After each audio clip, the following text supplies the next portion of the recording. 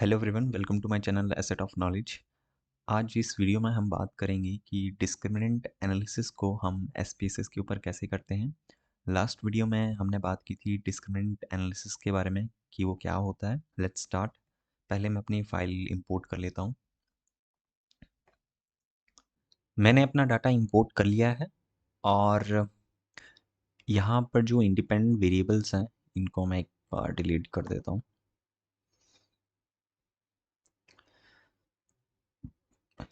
इसमें जो independent variables हैं वो हैं एक्सपीरियंस ईयर्स और एक्सपेक्टेड सैलरी। तो जो मैंने लास्ट वीडियो में एग्जांपल से एक्सप्लेन किया था डिस्क्रिमिनेंट एनालिसिस, वही एग्जांपल मैं यहाँ पर ले रहा हूँ कि एक कंपनी है और उसको कुछ एम्प्लॉयज़ हायर करने हैं। तो वो जो कैंडिडेट्स उनके पास आ रहे हैं, तो ये उनकी एक्सपीरियंस ईयर्स हैं और ये उनकी एक्सपेक्टेड सैलरी है। तो यूजुअली जितना एक्सपीरियंस ज़्यादा होगा तो उतनी प्रोबेबिलिटी होती है उस पर्सन को सेलेक्ट करने की, राइट। और जितना एक्सपेक्टेड सैलरी कम होगा तो कंपनी के लिए कॉस्ट उतना ही कम होगा। तो जिस पर्सन की एक्सपेक्टेड सैलरी कम होगी as compare to other person with the same experience year, तो जिसका कम एक्सपेक्टेड सैलरी होगा उसके चांसेस होंगे सेलेक्ट होने के। यहाँ राइट साइड हमारे पास जो स्टेटस है, ये स्टेटस दिखा रहा है हमें सिलेक्शन का और रिजेक्शन का। जो 1 यहाँ पर कोड किया है मैंने, 1 का मतलब है कि सिलेक्टेड और 0 का मतलब है रिजेक्टेड, कि कैंडिडेट सिलेक्ट हो जाएगा अगर 1 आएगा और 0 मीन्स कैंडिडेट जो है वो रिजेक्ट हो जाएगा। तो डिस्क्रिमिनेंट एनालिसिस के लिए हम सबसे पहले जाएंगे एनालाइज में, फिर जाएंगे क्लासीफाई में, और यहाँ पर क्लासीफाई में डिस्क्रिमिनेंट यहाँ ऑप्शन आ रहा है तो मैं इस पर क्लिक कर रहा हूँ। ग्रुपिंग वेरिएबल हमारा स्टेटस है तो मैं इसको यहाँ डाल रहा हूँ, और ये हमारे जो दो वेरिएबल हैं ये इंडिपेंडेंट वेरिएबल है तो मैं इनको यहाँ इंसर्ट कर रहा हूँ। रेंज में यहाँ डिफाइन कर देता हूँ 0 एंड 1। फिर हम जाएंगे स्टैटिस्टिक्स में और मैं यहाँ पर ये इनको टिक कर लेता हूँ। हम इनको डिस्कस करेंगे एक एक करके। ये जो मैं यहाँ पर इंफॉर्मेशन को टिक कर रहा हूँ, फंक्शन कॉफिशिएंट में फिशर मैं ले रहा हूँ, जो कि स्टैंडर्डाइज्ड हमारे कॉफिशिएंट्स होते हैं, और अनस्टैंडर्डाइज्ड बीटा, राइट। तो मैं इसको यहाँ पर कंटिन्यू कर रहा हूँ और क्लासीफाई में फिर हम जाएंगे और यहाँ पर मैं ऑल ग्रुप्स इक्वल की जगह मैं यहाँ पर कंप्यूट फ्रॉम ग्रुप साइज। तो पहला जो ऑप्शन आ रहा है वो है all groups equal. It means कि अगर हमारे जब दोनों ग्रुप्स इक्वल साइज़ में होंगे, लेट्स से हमारे इस एग्जांपल में जो सिलेक्शन वाले कैंडिडेट्स हैं एंड जो रिजेक्टेड वाले हैं दोनों ही इक्वल नंबर हैं 3 का। लेकिन अगर कोई ऐसा केस हो जिसमें कि एक ग्रुप ज़्यादा लीड कर रहा हो, लेट्स से अगर सिलेक्टेड वाले ग्रुप 5 हो जाएं, सो टोटल में से 6 में से 5 जो है सिलेक्टेड वाले हो जाते हैं।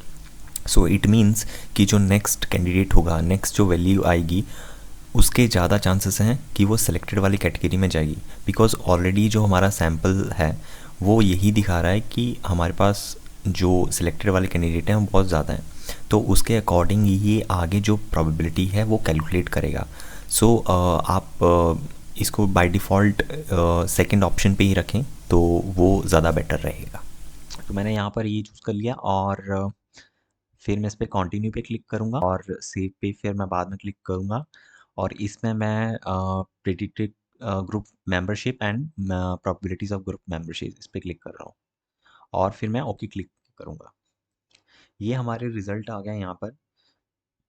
सबसे पहले हम देखेंगे कि हमारा जो एन है वो 6 है। हमारे पास 6 कैंडिडेट्स का इन्फॉर्मेशन था, और मिसिंग आप देखेंगे तो 0 है, कोई वैल्यू हमारी मिसिंग नहीं है, तो 6 100% है, ठीक है। ये हमारा वैल्यू ठीक है। ग्रुप स्टैटिस्टिक्स में हम देखते हैं तो 0 का मतलब मैंने आपको बताया था रिजेक्टेड, और 1 का मतलब बताया था सिलेक्टेड। तो मीन आप यहाँ पर देखें तो जो एक्सपीरियंस का मीन है, एवरेज है, वो है 3.5। इट मीन्स कि जितना ज़्यादा एक्सपीरियंस आपका होगा, लाइक 3 या 3 से ज़्यादा, तो उतने ही आपके चांसेस बढ़ेंगे सेलेक्ट होने के, राइट। और 2 या 2 से कम है तो आपके रिजेक्शन होने के ज़्यादा चांस है। सो ये तो ये तो हमने पहले से ही हाइपोथेसाइज़ किया था कि ज़्यादा एक्सपीरियंस होगा तो आपके ज़्यादा चांसेस सेलेक्ट होने के।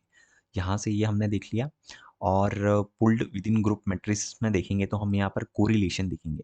तो कोरिलेशन एक्सपेक्टेड सैलरी का और एक्सपीरियंस का देखेंगे तो वो आ रहा है 0.45, जो कि मॉडरेट लेवल से हल्का सा कम आ रहा है, लेकिन ये एक प्रॉब्लम भी बन सकता है अगर ज़्यादा कोरिलेशन आ जाए। तो ये अ, दो इंडिपेंडेंट वेरिएबल्स के बीच में ज़्यादा कोरिलेशन नहीं होना चाहिए, वरना वो मल्टी कोलिनिटी का इशू बन जाता है।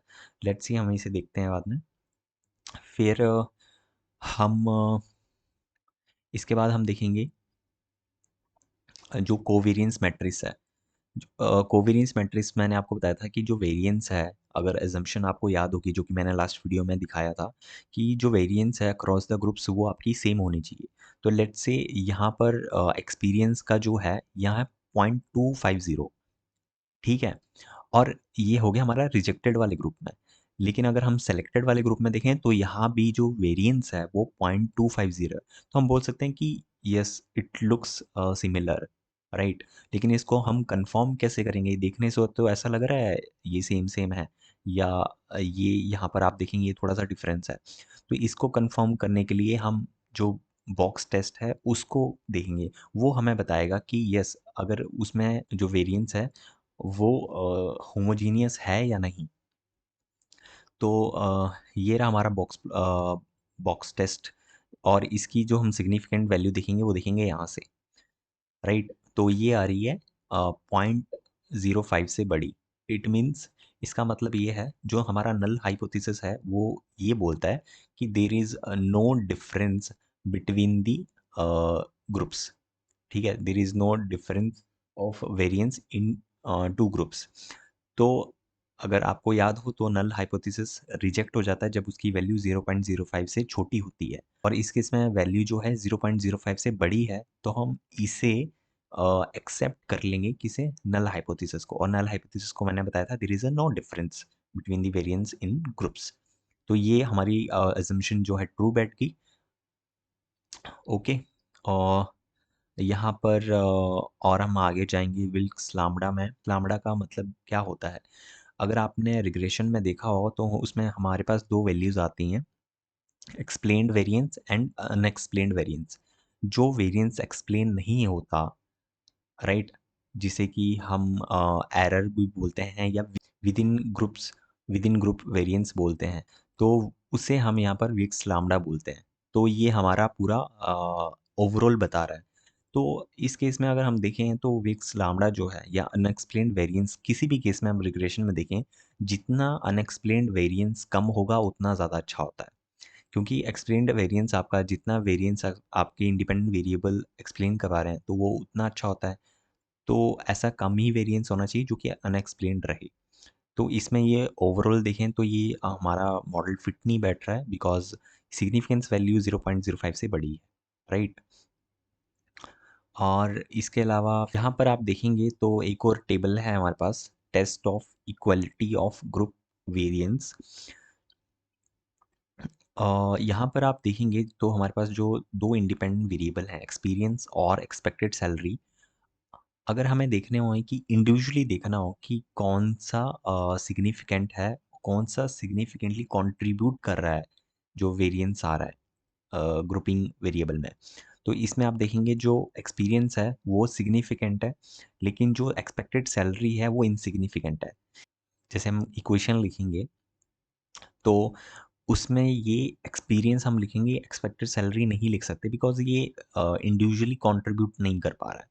तो जब इक्वेशन हम लिखेंगे तो equal to constant plus experience multiply जितना कि ये कंट्रीब्यूट कर रहा है एक्सपीरियंस ईयर, राइट।